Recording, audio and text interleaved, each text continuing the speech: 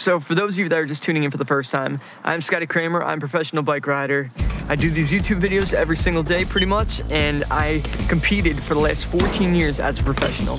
When I started out riding, I got my first real BMX bike for Christmas in 1994, and I got it from the bike shop that I currently own, which is really awesome. Started with racing when I was 8, and I raced all the way up until I was 13. And once my parents opened up the skate park, I realized like that's the BMX I wanted to do, was ride freestyle at that point. And I just keep on meeting more and more friends, and we actually developed like this really cool little crew. All right, my turn. Let's hand the camera over to Big Boy. Last time he was close. Can you do it? Oh! Pump like you've never pumped before! You know what? Spinal. Are you okay? One last try, or Big Boy is going in the lake. Try number 3. The challenge was for a 360, correct? Yeah, he was 450. Oh my God, I can't even feel my legs. Is it cold? Pumping into the ramp with the back end of the bike, pull with your arms and loop out like a manual. Yes! My parents actually signed me up for this competition called the Metro Jam, which is a huge BMX event. I was sick to my stomach, and then they called my name, dropped in, and I qualified first out of 80 people. I went from being a 16-year-old kid to being a professional. He's gonna put a show on. The bars. How in the world did he make that? Look at 360 double tailwhip. And we have a brand new X Games Park Gold medalist. Anything to do with producing the highest level of riding in the world, you kind of look towards Scotty Cranmer. If you go see him ride at a contest, Scotty would put on a clinic. Cranmer, double tailwhip backflip, pulling it perfect. Good Lord, this is for the cup. 3 seconds. And he's pulled it! Stuck it. What? Wow! Las Vegas, if you're gonna bet on black, Scotty Cranmer's your man. He is your 2011 Dew Cup champion. Congrats, man. That's really good. The way that he'd nurtured young talent, even though he was a young talent himself, it's inspiring to see. Think about like, man, I rode off the side of buildings before. I jumped from building to building. I've done the stupidest things, you know, one would think of riding a bike. Risked my butt every single day, and the accident that got me, it wasn't anything that I couldn't handle. It was something I couldn't see. This is where it all went down. Right over here, there is a gap to ledge right here. We were filming a YouTube video. We were in Las Vegas. We found this really cool spot. I jumped on the ledge. I rode across the ledge. My game plan was to do a tail whip into the bank right away. I jumped off somewhere around there, did the downside tail whip, and I was riding away. And as you can see, there's not much visibility over here. So you did a little pull up on your bars, just thinking that you were gonna kind of like go through the bush. And then on the other side of this, as you'll see in a second, there's legitimately a hole that your front wheel just went endoed into, and you just went over the bars. I immediately went face first into the ground. Kind of like lifted up for like a quick second and went right back down, and I sprinted over there as fast as I possibly could. Normally like a nosebleed, you get like blood kind of like dripping down your face, and we get that normal. This was shooting out like someone had just turned a faucet on. He kept telling me, I can't feel my legs, I can't feel my legs. And I remember just yelling to him, Scott, Scott, you're gonna be all right, Scott, you're gonna be all right, Scott, you gotta stay with me, Scott, you gotta stay with me. I just kept repeating the same thing over and over again, because I knew if he went unconscious, there's a possibility that he could stay unconscious.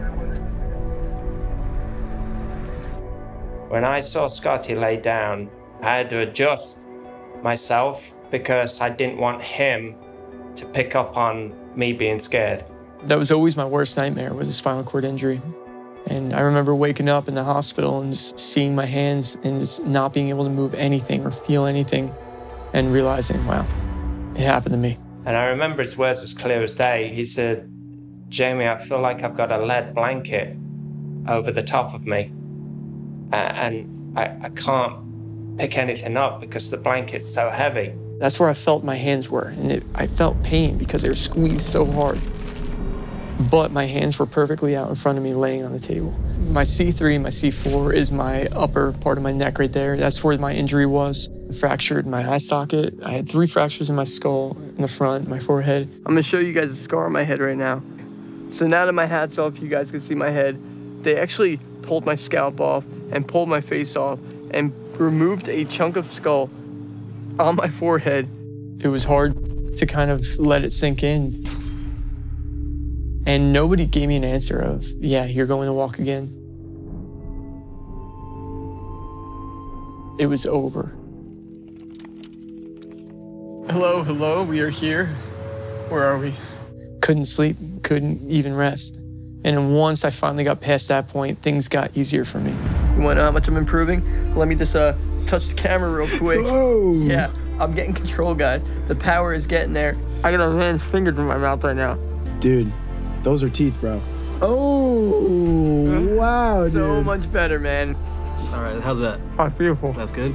It's been a crazy road so far for the past month, but I just want to give a huge thank you to Road to Recovery. Literally makes me want to cry how appreciative I am of what they've done for me and all the money coming in to help me get through this.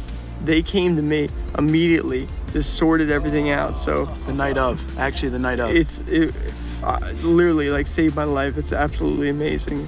I'm gonna work my butt off and I'm going to get there. I'm going to be back on my bike and I'm going to be able to film these videos and let Big Boy do Big Boy in front of the camera. There we go, dude. I can't wait. You're doing it. You done it. Man, the myth, the legend himself has arrived. After 2 hours of setting up the obstacle course, we are ready to get this going. Scott, you know how you felt when you had that final run for that Duke Cup? Yeah. I got that feeling right now. Oh! Oh! Oh! No! Oh my God! Yeah! I'm excited to get my forehead back because as much as I love this helmet, you can only wear a helmet for so many hours a day. Oh, fun day today. He told me he put 16 screws in my head. So I did get a free haircut out of it. That was kind of cool. 1, 2, 3. Not enough. It's kind of inhuman where this young man at such a young age has taken on such responsibility in getting himself back to where he was. We're gonna see who can build a ramp out of random stuff the fastest and jump over it. Every time you see him, he gets a little bit better. He's even more positive than he was the time before. Still to this day, every single place I go to, I have people come up to me and say, hey, it's because of you that I'm actually riding right now. Looks like Corey's going for it right now. That was a big revelation for me. It made me realize just how important I was to BMX, not only as a rider, but almost like an ambassador as well for BMX. So I've been actually part of events still too. I've been doing judging for certain contests, and I've also been doing announcing. Onto the first jump, we are getting a front flip. Wow, cliffhanger to Manuel right there. That was amazing. A front flip cliffhanger. I've never seen that before on a BMX bike.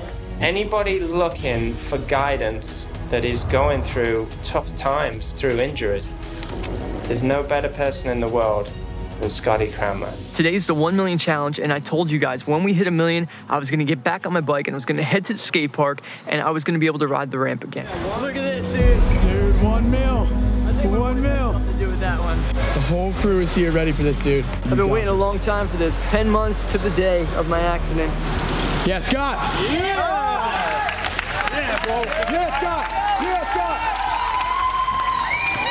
Yeah, Scott. Before my injury, I was just so focused on being successful because I was so scared of failure. Now there's things I prioritize that I know that I'm so lucky to have. One being my wife, one being my friends and my family.